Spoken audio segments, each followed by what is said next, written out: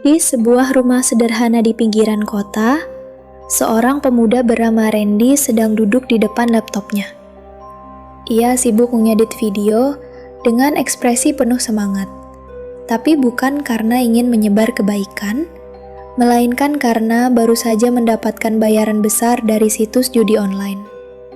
Kontennya udah naik bang, gue udah kasih narasi kayak orang ketagihan judi terus sukses beli rumah, padahal aktornya temen gue sendiri, kata Randy sambil tertawa kecil.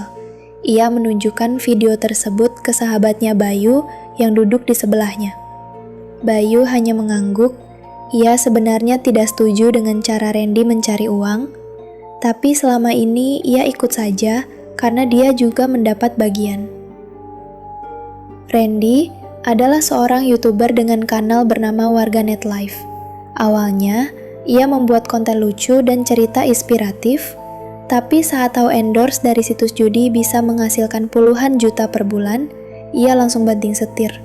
Sekarang, semua videonya berisi testimoni palsu, skenario sukses yang tidak nyata, dan promosi terselubung situs judi. Orang Indonesia tuh gampang percaya, ucap Randy. Asal dibikin sedih-sedih dikit, kasih background music mellow, udah deh, kena. Ia bahkan tak segan menyewa aktor jalanan untuk pura-pura menjadi mantan pecandu judi yang sukses. Semua demi cuan. Namun, di balik semua itu, ada satu hal yang mengganggu. Beberapa waktu terakhir, channel YouTube-nya dipenuhi komentar bernada mengerikan. Bang, ini channel haram, gak takut azab. Jangan main-main sama dosa digital, Tuhan tahu, meskipun settingan. Buzzer judi itu lebih kejam dari bandar. Randy hanya mengabaikan komentar-komentar itu. Bahkan ia membalas satu komentar dengan kalimat, yang penting gua makan bro, bukan numis kayak lo.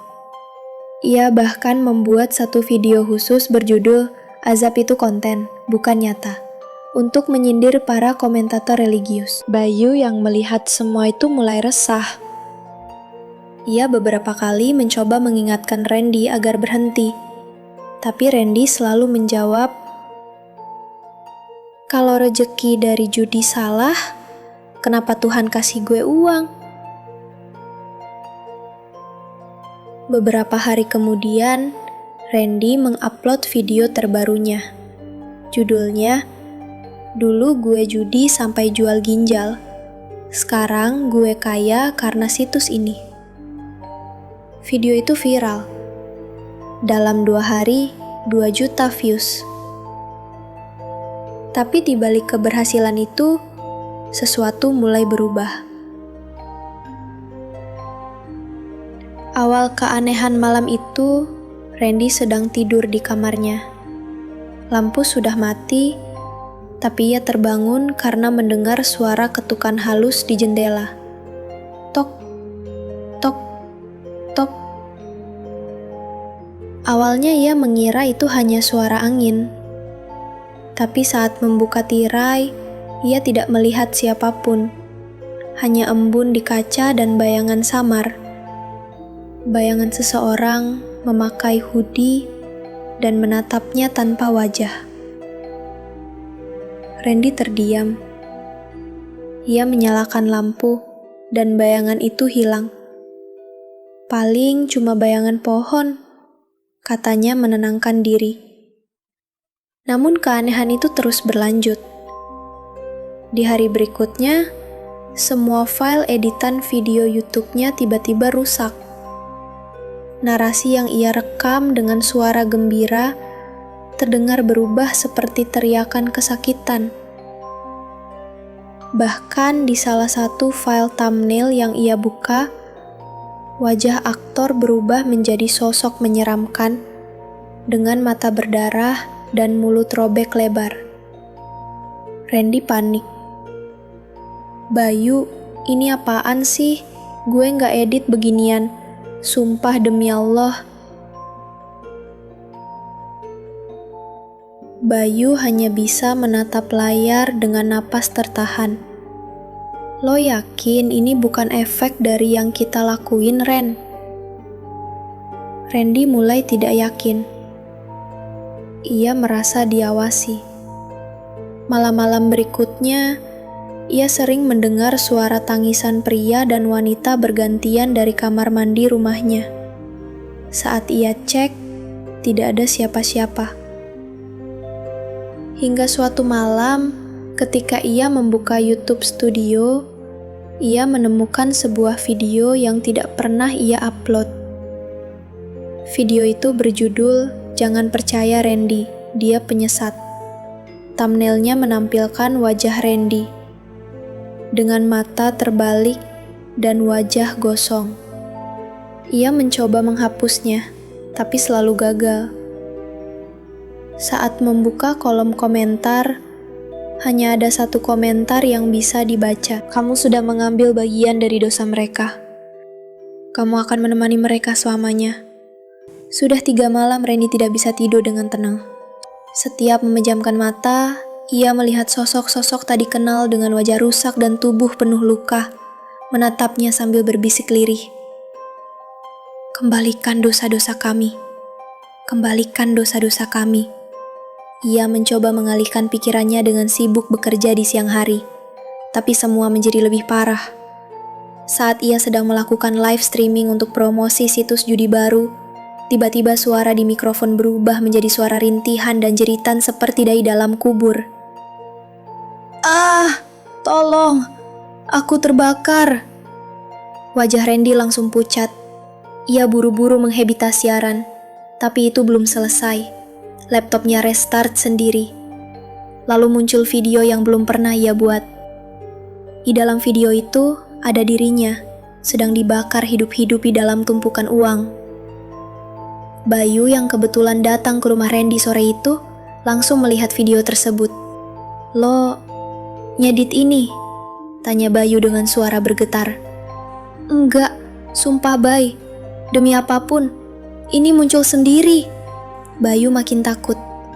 Ia mulai merasa mereka sedang terkena azab. Tapi Randy masih menyangkal.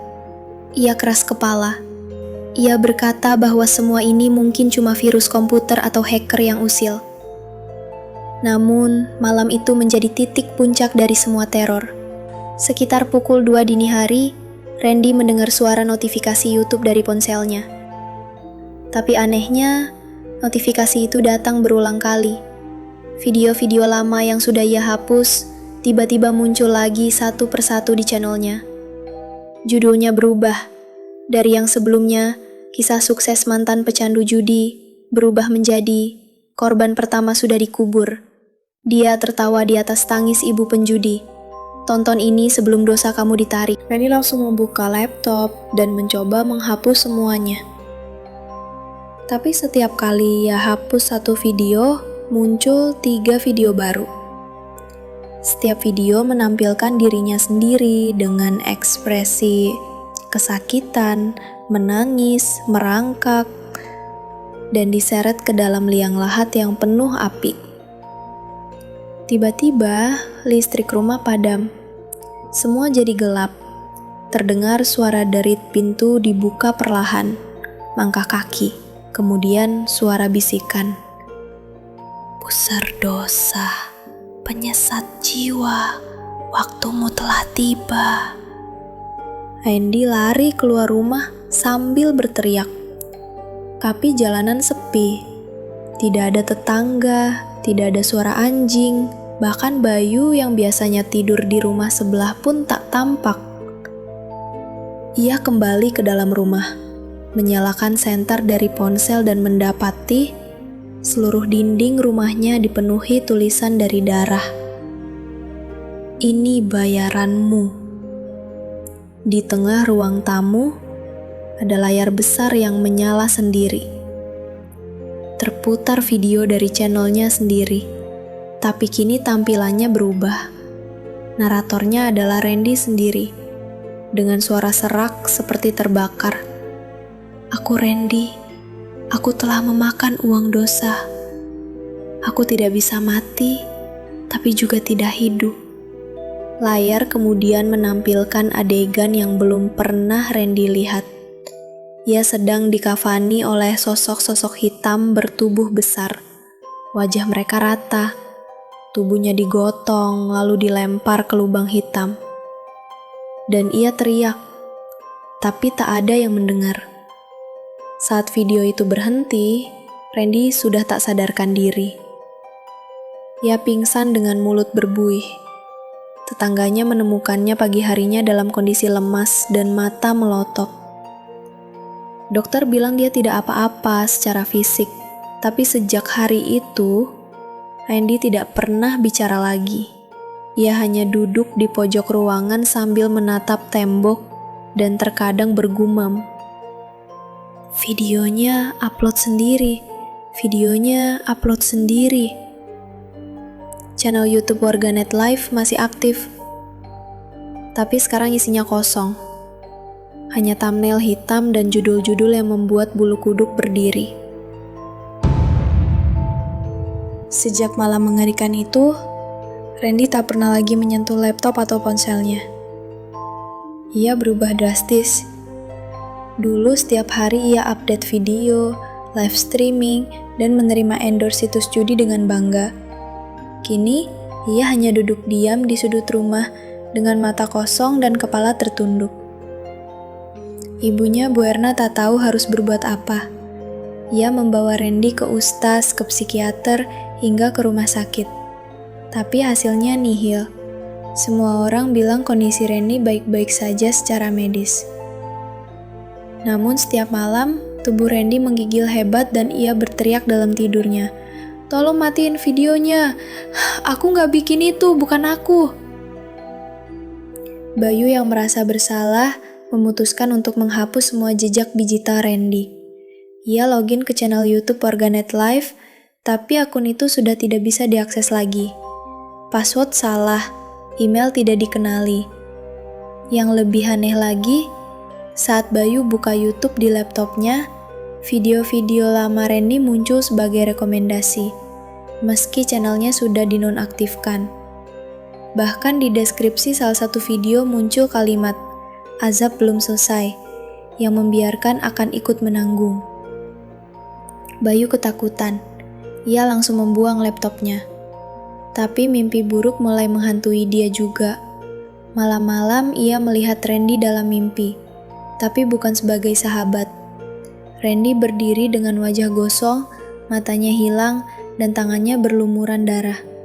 Ia berbisik, "Kamu juga bagian dari ini, jangan lari, Bay." 3 bulan kemudian, Randy benar-benar tidak bisa bicara lagi. Ia mengalami kejang setiap kali mendengar kata judi atau konten. Ustaz Malik, seorang alim yang terkenal bijak, akhirnya datang ke rumah Bu Erna. Ia memeriksa keadaan Randy dan langsung memanggil beberapa santri untuk membacakan ayat-ayat suci. Saat ayat pertama dibacakan, tubuh Randy bergetar.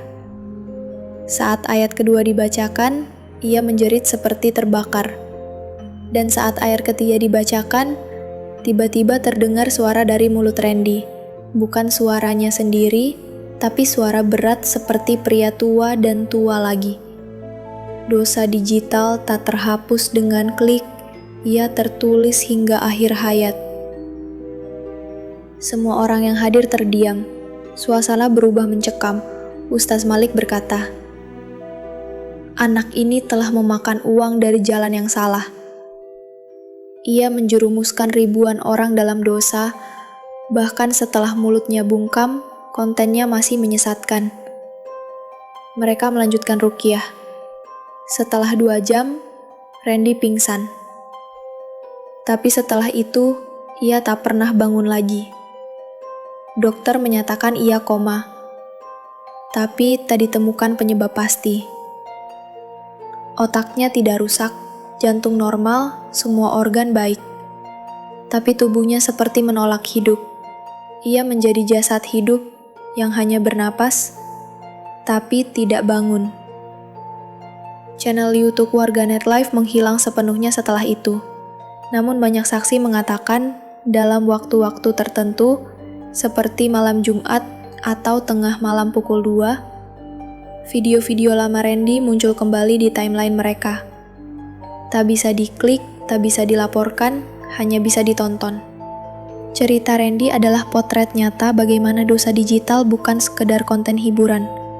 Apa yang kita sebarkan di internet bisa menjadi jalan pahala atau jalan menuju azab. Randy telah menyesatkan ribuan orang, membuat seolah-olah judi adalah jalan keluar dari kemiskinan, padahal itu jalan pintas menuju kehancuran. Jangan mudah tergoda cuan dari hal haram, jangan membohongi orang lain demi konten. Karena Tuhan tidak tidur, dan dosa digital juga ada ganjarannya. Apa yang kita buat akan kembali pada kita, di dunia atau di akhirat.